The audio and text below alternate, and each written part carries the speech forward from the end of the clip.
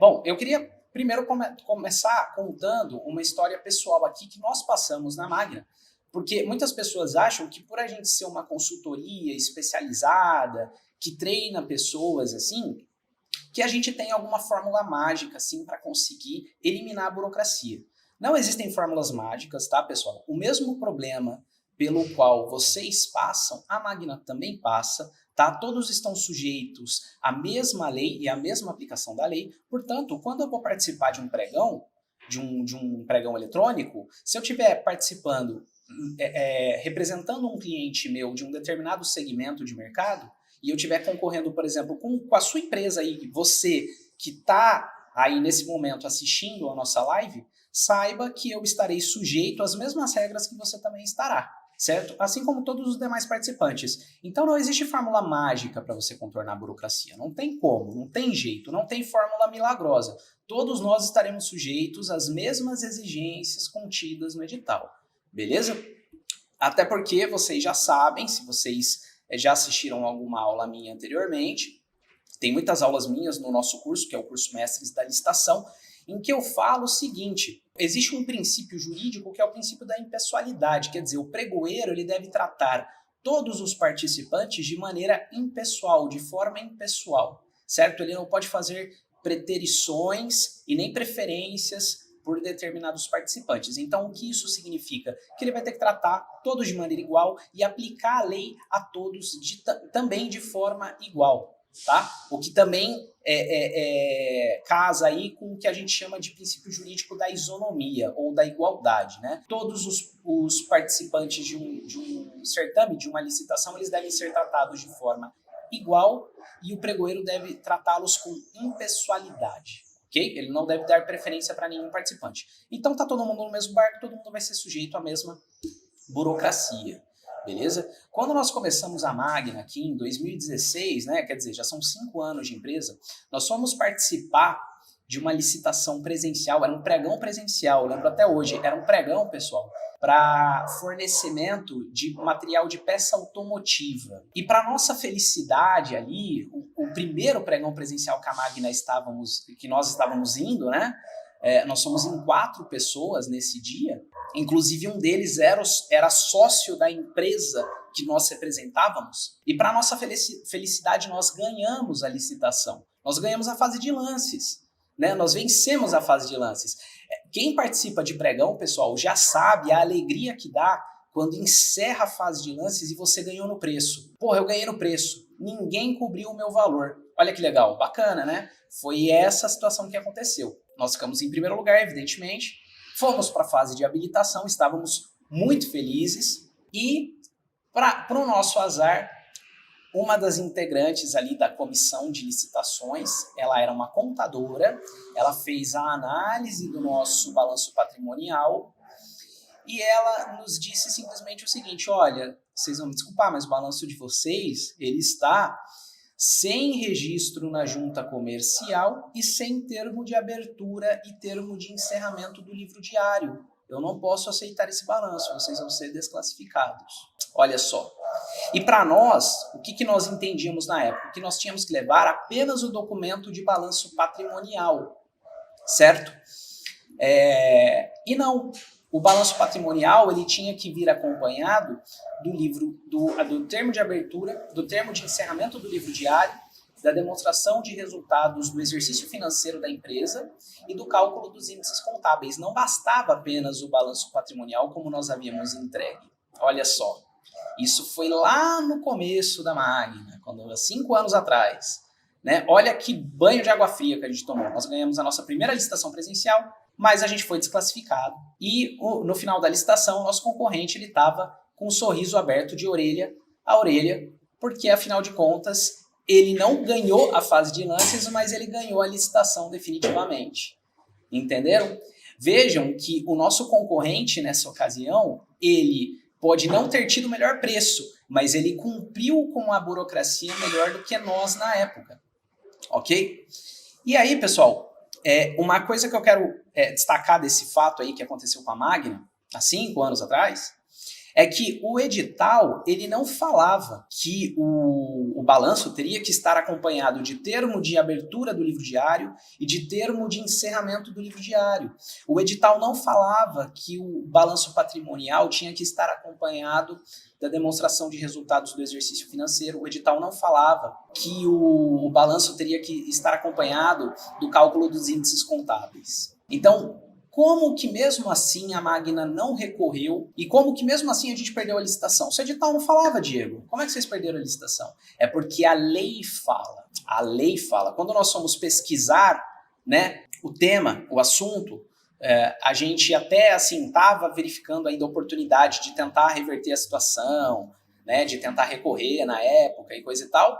Porém, nós verificamos o seguinte: essa exigência que nos foi feita na licitação, ela foi exigida com base no Código Civil Brasileiro, com base em regulamento do Conselho Federal de Contabilidade e com base na Lei de Registro Público de Empresas Mercantis. Olha só. Então, são 3 legislações aí que dão amparo para a administração pública exigir do participante o balanço patrimonial acompanhado de todos esses elementos aí. Quer dizer, não basta você entregar apenas uma folha frente e verso assinada pelo contador. Você tem que entregar na licitação, no pregão eletrônico, claro, quando o edital pedir o balanço patrimonial, você tem que entregar o balanço patrimonial com a devida escrituração contábil registrada em algum registro público competente, que no caso aqui nosso era a junta comercial, certo? A lei também admite que o balanço patrimonial seja registrado, por exemplo, num cartório de notas, ou que ela seja também registrada por meio do SPED contábil, que é aquele sistema público de escrituração digital mantido aí pela Receita Federal do Brasil, certo? Então, assim, para você saber detalhes de como que você tem que proceder a sua escrituração contábil, eu recomendo que você procure a orientação de um contador, tá bom? No nosso caso, a gente perdeu a licitação, mas assim, por que eu estou contando essa história? Por que você está me contando essa história, Diego? Porque eu quero deixar claro para vocês o seguinte: a burocracia, pessoal, não está apenas relacionada aos documentos que são exigidos, não. Ela também está relacionada à formalidade que esses documentos têm que ter. E muitas vezes essa formalidade ela não vai estar no edital, ela vai estar na lei. Olha que complicado, né? Ela vai estar na lei. É por isso que é importante ler o edital e é por isso que é importante, por exemplo, mandar todos os pedidos de esclarecimento que você achar necessários para o órgão público antes de participar da licitação, certo?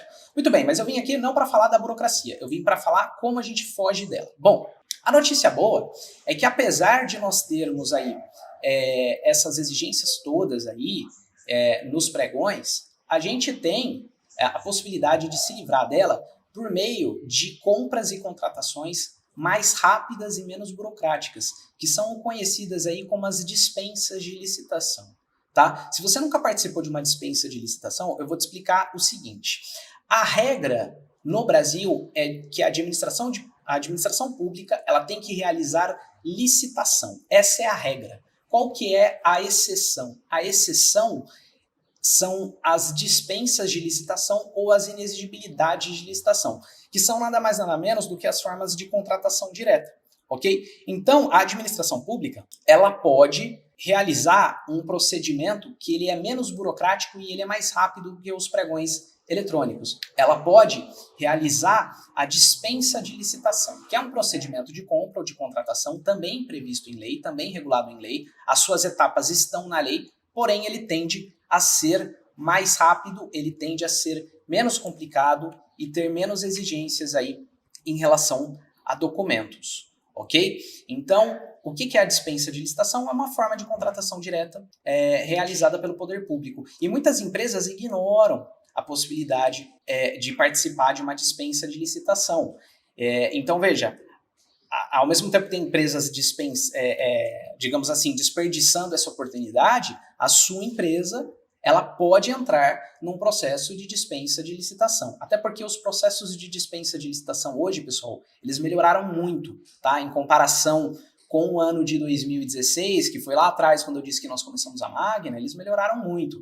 Quem me dera tá começando hoje, pessoal, do jeito que vocês estão começando. Você pode achar ruim que você quer começar a entrar nesse mercado de licitações e não conhece nada, mas hoje, pessoal, você tem uma quantidade vasta aí de informação de maneira muito mais generosa do que tinha na nossa época, tá? Quando nós começamos em 2016, o que você encontrava de vídeo no YouTube, de informação no Google sobre licitação, eram sempre assim, vídeos mais teóricos, certo? E muito assim, voltados para lei de licitações para concurseiros, né?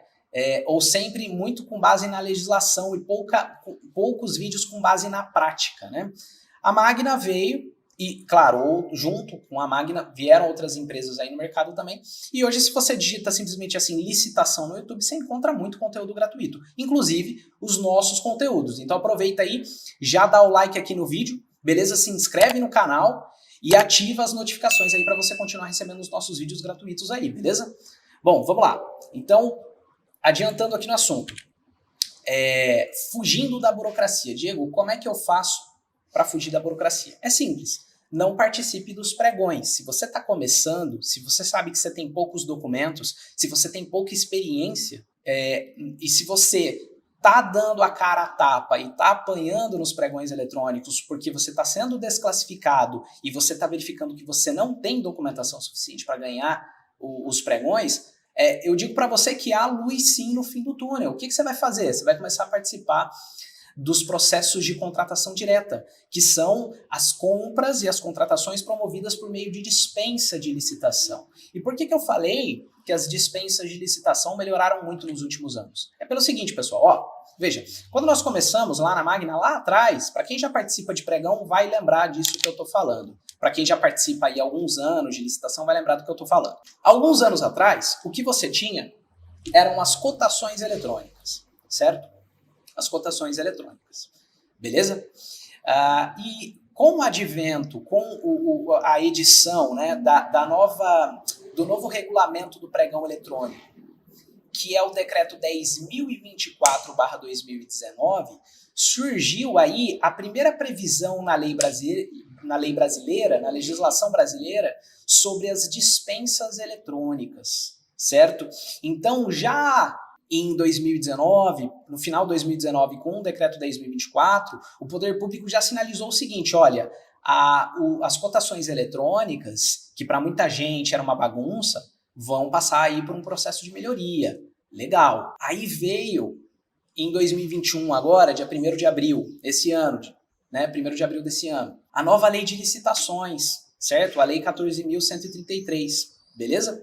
Essa lei, pessoal, ela também passou a prever as dispensas eletrônicas e o que de melhor ela fez? Ela estabeleceu um limite maior para as dispensas de licitação promovidas pelo critério do preço. Que critério do preço é esse, Diego? Bom, é o seguinte, eu disse lá atrás que licitação é a regra e que dispensa de licitação é a exceção. Muito bem, o que acontece?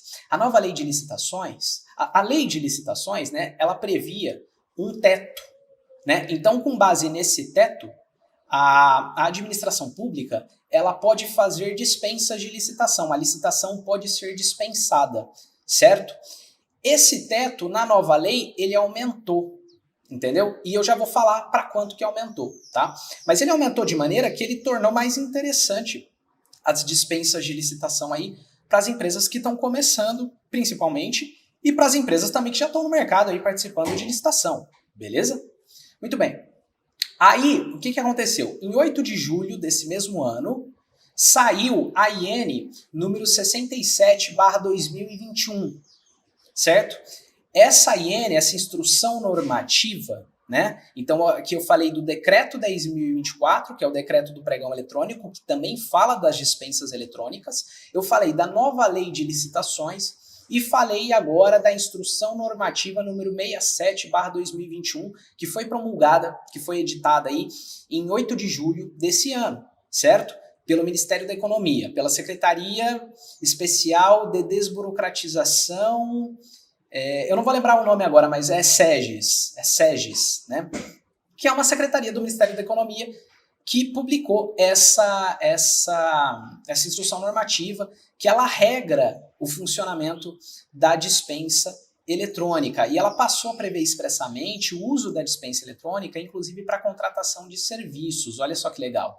Então, antes, nas cotações eletrônicas, era muito mais comum a gente ver a intenção do poder público, da administração pública, em comprar mercadorias, em comprar produtos. Era muito comum. Via-se poucos procedimentos assim de compras, na verdade, poucos procedimentos de dispensa de licitação para contratação de serviços. Isso aumentou bastante com essa nova IN aí que foi publicada esse ano. Quer dizer, as dispensas de licitação elas se tornaram mais interessantes em razão do valor que pode ser contratado, que é um valor que aumentou aí com a nova lei de licitações, certo? E ela se tornou mais interessante também porque agora os prestadores de serviço também têm condições, as empresas de engenharia, né? Agora é possível você, inclusive, realizar obras, serviços comuns de engenharia por meio da dispensa eletrônica, beleza? Então são vantagens aí que foram trazidas pela IN número 67/2021